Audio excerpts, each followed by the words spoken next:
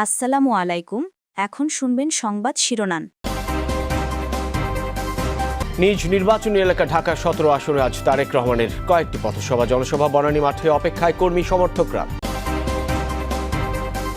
মোহাম্মদপুরে ১১ দলীয় ঐক্যের জনসভা, কেন্দ্রীয় ঈদগাহ মাঠে জড়ো হয়েছেন নেতাকর্মীরা।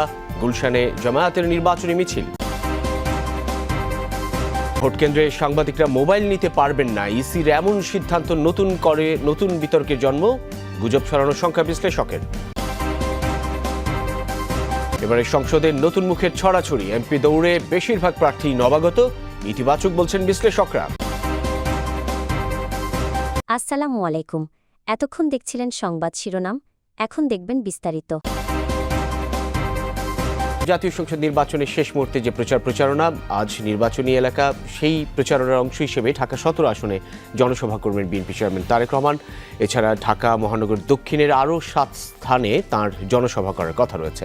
রাজধানীর ৭টি সংসদীয় আসনে আওতাভুক্ত এই জনসভাগুলোতে তিনি প্রধান অতিথি হিসেবেই বক্তব্য রাখবেন। প্রথমে বনানী কামাল আতাতুর্ক অ্যাভিনিউর খেলার মাঠে জনসভায় যোগ দেবেন তারেক রহমান। ইতিমধ্যেই বনানী জনসভার প্রস্তুতি প্রায় সম্পন্ন। অপেক্ষায় নেতাকর্মী সমর্থকরা, যারা দিনের শুরু থেকেই জড়ো হয়েছেন। সন্ধ্যা পর্যন্ত বিরতিহীনভাবে এক মঞ্চ থেকে অন্য মঞ্চে ভোটারদের উদ্দেশ্যে বক্তব্য দেবেন তারেক রহমান। ঢাকা ৭ আসনের লালবাগ বালুর মাঠে আয়োজিত জনসভার মাধ্যমে তিনি আজকের নির্বাচনী প্রচারণার সমাপ্তি টানবেন। নির্বাচন কমিশন ঘোষিত ভোট গ্রহণের দিনটি যত কাছে আসছে, প্রধান রাজনৈতিক দলগুলোর শীর্ষ নেতাদের প্রচারণার তেজ যেন ততই বাড়ছে। তারেক রহমান এর আগে রোববার ঢাকা মহানগর উত্তরের ৭টি গুরুত্বপূর্ণ স্থানে নির্বাচনী জনসমাবেশে অংশ নিয়ে এবং পথসভায় অংশ নিয়ে ভোটারদের দ্বারে দ্বারে ভোট প্রার্থনা করেছেন। ক্যান্টনমেন্ট এরিয়ার যে ঢাকা ১৭ আসন, সেই ১৭ আসনের শ্রেণী বৈষম্য থাকবে না তারেক রহমান যদি প্রধানমন্ত্রী হন, এবং ভোটারদেরও একই রকম প্রত্যাশা। তারেক রহমান যদি এখানকার সংসদ সদস্য নির্বাচিত হন, তিনি প্রধানমন্ত্রী হবেন, এবং প্রধানমন্ত্রী হওয়ার পর তার যেই ইশতেহার, তার যে পরিকল্পনা, এখানকার মানুষের এখানকার যে শ্রেণী বৈষম্য রয়েছে, সেই শ্রেণী বৈষম্য যেমন দূর করবেন, নাগরিক সুবিধা অনেকাংশে এখানে অনুপস্থিত, সেই নাগরিক সুবিধা তিনি নিশ্চিত করবেন। এবং এখানকার যেমন উচ্চবিত্ত মানুষজন এখানে বসবাস করে, তেমনি অনেকাংশেই ঢাকার সবচেয়ে বড় যে বস্তি, সেই নিম্ন আয়ের মানুষের আবাসস্থলও কিন্তু এই ঢাকা ১৭তে। সুতরাং এই দুইটিকে সমন্বয় করে এই আসনটিকে একটি মডেল আসন হিসেবে রূপান্তর করার জন্য, রূপ দেওয়ার জন্য তারেক রহমান কাজ করবেন, সেই প্রত্যাশার কথা বিএনপি নেতাকর্মীরা বলছেন।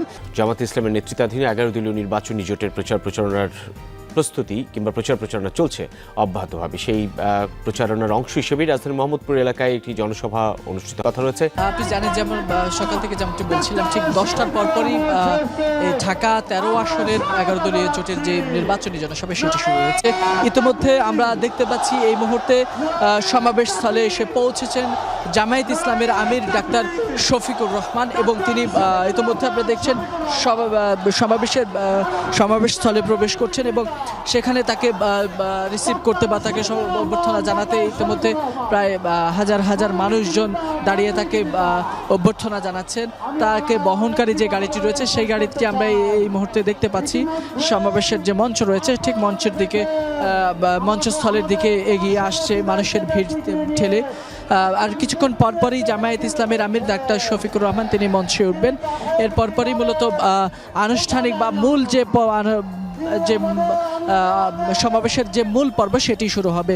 তখন জামায়াতের আমিরের পাশাপাশি এনসিপির আহ্বায়ক নাহিদ ইসলাম বক্তব্য রাখবেন। এর পাশাপাশি তাদের ১১ দলীয় জোটের যে প্রার্থী রয়েছেন, অর্থাৎ ঢাকা ১৩ আসনের যে প্রার্থী বাংলাদেশ খেলাফত মজলিসের আমির আল্লামা মামুনুল হক, তিনিও বক্তব্য রাখবেন, এবং তার বক্তব্যে তিনি ঢাকা ১৩ আসনের যে সমস্যাগুলো রয়েছে, যে সংকটগুলো রয়েছে, সে বিষয়গুলো তুলে ধরবেন। এবং তার পাশাপাশি তাদের যে জাতীয় সংসদ নির্বাচনে ভোট কেন্দ্রে মোবাইল ব্যবহার নিয়ে নির্বাচন কমিশনের নির্দেশনার পর নতুন করে জটিলতা শুরু হয়েছে। ভোট কেন্দ্রের ৪০০ গজের মধ্যে দায়িত্বপ্রাপ্ত presiding officer, police incharge, Ansar সদস্য ছাড়া কেউ মোবাইল ফোন নিয়ে প্রবেশ করতে পারবে না। রোববার নির্বাচন কমিশনের পক্ষ থেকে এক বিজ্ঞপ্তিতে এমন নির্দেশনা দেওয়া হয়। তবে এখানে সাংবাদিক ও পর্যবেক্ষকরা নির্বাচনের সংবাদ সংগ্রহকালে ৪ গজের মধ্যে মোবাইল ব্যবহার করতে পারবে কিনা সে নির্দেশনা নেই। ইসির এমন সিদ্ধান্তের প্রতিবাদ জানিয়েছে সাংবাদিক সংগঠনগুলো। নিরবচ্ছিন্ন সংবাদ সংগ্রহের স্বার্থে এমন সিদ্ধান্ত পরিবর্তনের দাবি জানিয়েছেন সিনিয়র সাংবাদিকরা। এদিকে নির্বাচন কমিশনের এমন সিদ্ধান্তের সমালোচনা করেছেন বিশেষজ্ঞরাও। তারা বলছেন এর ফলে নির্বাচন ঘিরে গুজব ছড়ানোর শঙ্কা বাড়বে। সাংবাদিকদের মোবাইল ব্যবহারে নিষেধাজ্ঞা মোটেও কাম্য নয়। যেসব অথরিটি যাদের নিয়োগ করবে, পর্যবেক্ষক সংস্থা বা সংবাদপত্র, তাদের তো তাৎক্ষণিকভাবে জানা প্রয়োজন এবং মোবাইল একমাত্র মাধ্যম যেতে তাৎক্ষণিকভাবে জানানো সম্ভব হয়। অতএব আমার কাছে মনে হয় ইলেকশন কমিশন যদি এই ধরনের সীমিত করে দেয় ব্যবহারকে অনেক বেশি, তাহলে এটা খুব একটা ইলেকশনের জন্য ভালো মেসেজ দিবে না। এই মুহূর্তে যেতে চাই ঢাকা 17 সংসদীয় আসনে বিএনপি চেয়ারম্যান তারেক রহমানের পথসভায়, যেখানে তিনি বক্তব্য রাখছেন। বাংলাদেশের স্বাধীনতা যুদ্ধের পর থেকে 1972 সালে আমি এই এলাকাতেই বড় হয়েছি। আমার ভাই এই এলাকাতেই বড় হয়েছিল।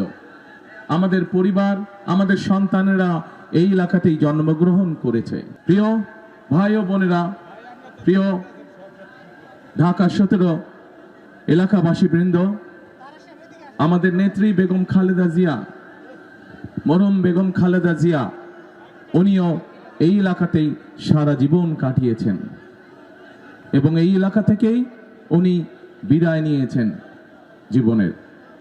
আজকে এই এলাকার সাথে স্বাভাবিকভাবে আমার এবং আমার পরিবারের একটি সম্পর্ক গড়ে উঠেছে, একটি মানসিক সম্পর্ক গড়ে উঠেছে, একটি আধ্যাত্মিক সম্পর্ক গড়ে উঠেছে এই এলাকার সাথে, এই এলাকার মানুষের সাথে। প্রিয় ভাই বোনেরা, স্বাভাবিকভাবেই নির্বাচন যখন আসে, নির্বাচনকে ঘিরে মানুষের অনেক প্রত্যাশা তৈরি হয়। স্বাভাবিকভাবেই বিশেষ করে বিএনপির মতন একটি রাজনৈতিক দলের কাছে সারা বাংলাদেশের মানুষ, শুধু ঢাকা 17 নয়, সারা বাংলাদেশের মানুষের অনেক প্রত্যাশা আছে। আমরাও বাংলাদেশের মানুষের প্রত্যাশার সাথে সামঞ্জস্য রেখে আমরা চেষ্টা করেছি, আমরা সেভাবে দলের পক্ষ থেকে সেইভাবে পরিকল্পনা গ্রহণ করতে, সেইভাবে কর্মসূচি তৈরি করতে, যাতে আগামী 12 তারিখে বাংলাদেশের মানুষ ধানে শীষকে নির্বাচিত করলে, ধানে শীষ ইনশাআল্লাহ আল্লাহর আমাদের সরকার গঠন করলে আমরা যাতে সমাজের, দেশের প্রত্যেকটি শ্রেণী পেশার মানুষকে বিভিন্ন বিষয় যাতে আমরা অ্যাড্রেস করতে পারি।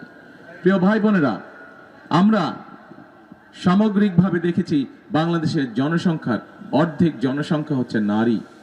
এই নারীদেরকে যদি আমরা যতই পরিকল্পনা গ্রহণ করি না কেন, আমরা যদি আমাদের মা বোনদেরকে, তাদেরকে রাজনৈতিক অধিকারের পাশাপাশি তাদেরকে যদি আমরা স্বাবলম্বীভাবে গড়ে তুলতে না পারি, অর্থনৈতিকভাবে স্বাবলম্বী করে গড়ে তুলতে না পারি, তাহলে আমরা কোনোই উন্নয়ন অগ্রযাত্রাকে আমরা সামনে এগিয়ে নিয়ে যেতে পারবো না।